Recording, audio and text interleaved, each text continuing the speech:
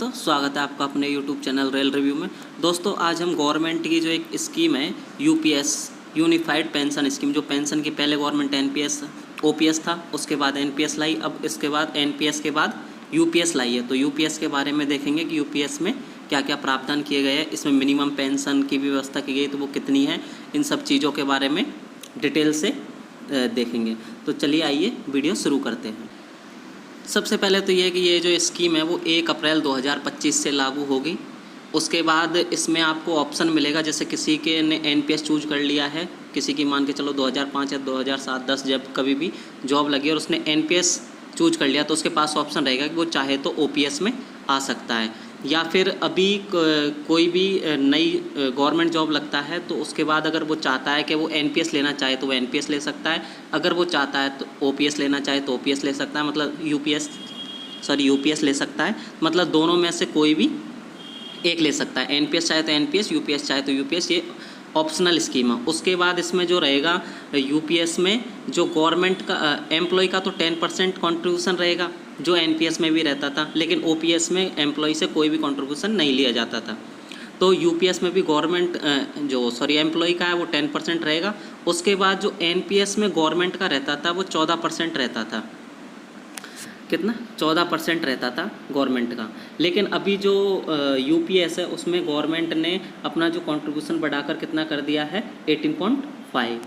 तो ये जो गवर्नमेंट ने इसमें एक ये जो चेंज किया है कि जो अपना जो कंट्रीब्यूशन है वो बढ़ाकर 18.5 कर दिया है, एम्प्लॉय का कंट्रीब्यूशन वो की वही है 10%। उसके बाद गवर्नमेंट ने ये बोला है कि जो हमारा ये कंट्रीब्यूशन है 18.5, इसको टाइम पर चेंज किया जाएगा, ठीक है। उसके बाद अगर जैसे किसी का रिटायरमेंट जो ओपीएस आने के बाद 2004 से 2025 के बीच हुआ है और वो एनपीएस के तहत अगर रिटायरमेंट हुआ है तो उसको क्या यूपीएस का लाभ मिलेगा? तो हाँ, उसे यूपीएस का लाभ मिलेगा। और उसके बाद जो उसका जो अमाउंट का डिफरेंस है वो उसे एरियर के रूप में मिलेगा। तो जितना भी उसे जो भी डिफरेंस है उसका एरियर मिलेगा और एरियर में आपको ब्याज भी मिलेगा। तो इसमें जो 2004 के बाद एनपीएस से रिटायर हुए उनके लिए भी कोई घाटा नहीं है, उनको उसका जो यूपीएस का लाभ मिलेगा। तो हम देखते हैं जो यूपीएस है उसके कौन कौन से जो साइलेंट फीचर है वो। तो cabinet approve unified pension scheme, the union cabinet chaired by the prime minister Shri Narendra Modi today approved the unified pension scheme को अप्रूव किया गया है। इसमें अब जो देखिए क्या क्या इसके साइलेंट फीचर। पहला तो ये अश्योर्ड पेंशन, मतलब आपको एक फिक्स पेंशन मिलेगी। वो पेंशन कितनी है? 50% of the average basic pay drawn over the last 12 month prior to superannuation for a minimum qualifying service of 25 year. यानी अगर आपकी सर्विस जो 25 ईयर से ज़्यादा या 25 ईयर, कम से कम 25 ईयर की हो गई है, उसके बाद आपको जो लास्ट की आपकी जो बेसिक है, यानी जो आपकी रिटायरमेंट से पहले की जो 12 महीने की जो बेसिक है उसका जो एवरेज निकाला जाएगा। उसके बाद उसका जो 50% एज ए बेसिक पे दिया जाएगा।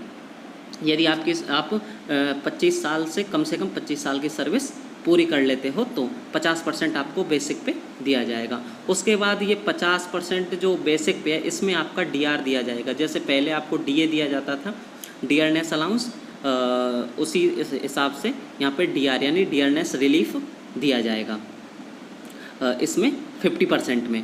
उसके बाद इसमें जो कहा गया है कि यदि the pay is to be proportionate for lesser service period up to a minimum of 10 year of service, यानी आपने कम से कम 10 साल for lesser service period up to a minimum of 10 year of service, यानी आपने 25 साल से और 10 साल के बीच अगर सर्विस किया, कम से कम 10 साल और 25 साल से कम अगर आपने सर्विस किया तो आपको प्रोपोर्शनेट जो पेंशन है वो दी जाएगी। जैसे 25 साल आपने सर्विस किया तो 50% है, तो अगर आपने 24 साल सर्विस किया तो 48%, अगर आपने 20 साल सर्विस किया तो 40%। इस हिसाब से आपको समानुपाती रूप से जो है पेंशन दी जाएगी।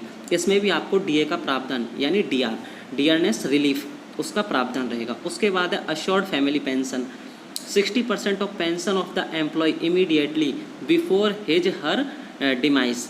यानी अगर किसी एम्प्लॉय की डेथ हो जाती है तो उसके बाद जो एम्प्लॉय को जो पेंशन मिल रही थी, पेंशन ऑफ द एम्प्लॉय, उसकी 60% यानी 50,000 पेंशन मिल रही थी तो उसकी कितनी 60% यानी 30,000 रुपये जो पेंशन है उसको अश्योर्ड फैमिली पेंशन के रूप में दी जाएगी। इसमें भी जो आपका डीआर है यानी डियरनेस रिलीफ वो मिलेगा।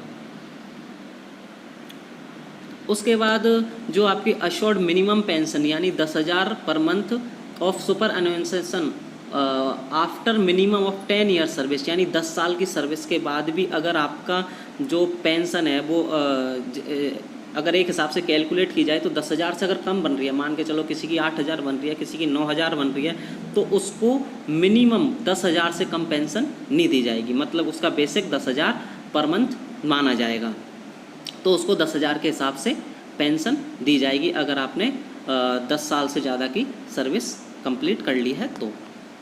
उसके बाद inflation index on assured pension on assured family pension, यानी किस किस पे, एक तो अश्योर्ड पेंशन, एक ऑन अश्योर्ड फैमिली पेंशन और उसके बाद अश्योर्ड मिनिमम पेंशन, उन सब पे इन्फ्लेशन जो इंडेक्सेशन है वो लगेगा।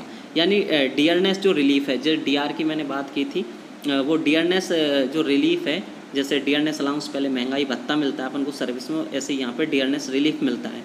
तो उसमें जो वो किस पे बेस्ड होगा, तो वो होगा all India consumer price index for industrial workers as a case of service employ. यानी सर्विस एम्प्लॉय के जो केस है उसमें ये जो डियरनेस रिलीफ है उसे किस पे कैलकुलेट किया जाएगा, उसे जो all India consumer price index है उसकी जो इंडेक्स आएगी उसके आधार पर इसे कैलकुलेट किया जाएगा। उसके बाद इसमें जो एक बात कही गई है वो है lump sum payment of at superannuation in addition of to gratuity. यानी ग्रेचुइटी, आपको ग्रेचुइटी तो मिलेगी, ग्रेचुइटी के साथ में जो आपको एक लमसम अमाउंट दिया जाएगा, वो लमसम अमाउंट कितना होगा, 1/10 ऑफ मंथली एमोल्यूमेंट्स पे प्लस डीए। यानी जो मंथली एमोल्यूमेंट है आपका बेसिक पे प्लस डीए उसका 10% as on the date of superannuation for the every complete 6 month of service. यानी जो आप रिटायर हो गए उस डेट से पहले के मंथ में आपकी जो बेसिक पे प्लस डीए उसका 10% प्रत्येक कंप्लीट जो 6 मंथ है उसमें उसकी सर्विस के हिसाब से दिया जाएगा। और जो इसका जो लमसम अमाउंट है, this payment will not reduce the quantum of assured pension. मतलब जो इसका जो लमसम पेमेंट है, इसका जो आपकी अश्योर्ड पेंशन है उससे किसी भी प्रकार की कोई कटौती नहीं की जाएगी। तो जो लमसम पेमेंट है इसको कैलकुलेट कैसे किया जाएगा वो हम एक बार देख लेते हैं।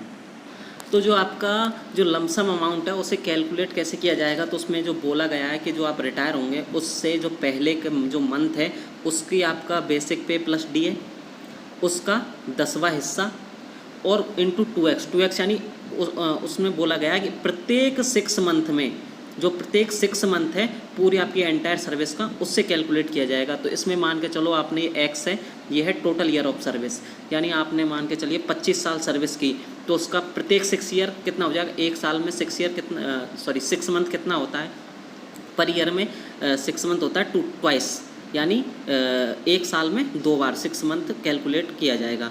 तो आपने 25 साल सर्विस की तो 25 गुना 2 यानी 50 गुना पे प्लस डीए अपॉन 10, ये आपका एक लमसम अमाउंट के रूप में जो आपको रिटायरमेंट के टाइम पे दिया जाएगा। तो ये जो आपकी यूपीएस से रिलेटेड जो जितनी भी बातें थी ये मैंने आपके साथ शेयर करी है। इसके बाद अगर कोई और क्वेरी हो आपको यूपीएस से रिलेटेड तो हमें कमेंट सेक्शन में पूछ सकते हैं।